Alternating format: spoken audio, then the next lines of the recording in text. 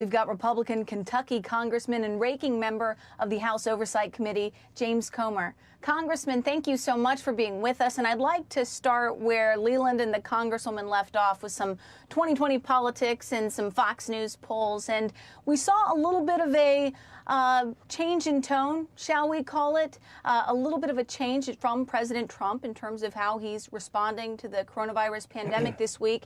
And you're a Trump campaign surrogate. I'm curious if polls like that are part of the reason why.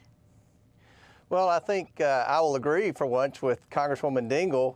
A lot of the Trump supporters are truly the forgotten Americans because they just don't show up in polling. They never have. And apparently it's no different today than it was 4 years ago. I think this is going to be a close race.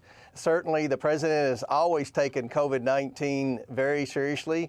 This virus changes constantly. And the president has, to his credit, changed with it, and he understands that wearing a mask is something that will definitely create a better environment and help flatten the curve. So I applaud the president's willingness to wear a mask and to go back out to the public and start having a big presence at the daily briefings.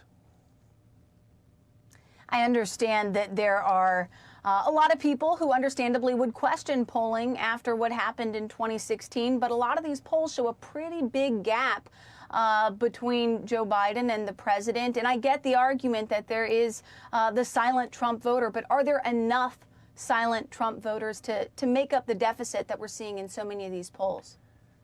Well, we're certainly going to find out in 100 days, but I think that if there are any undecided voters out there, they're certainly watching the news. They're seeing the unrest in the major cities, the cities that are run by Democrat mayors and Democrat governors, where the Democrat leaders continue to turn a blind eye to the violence, to the destruction.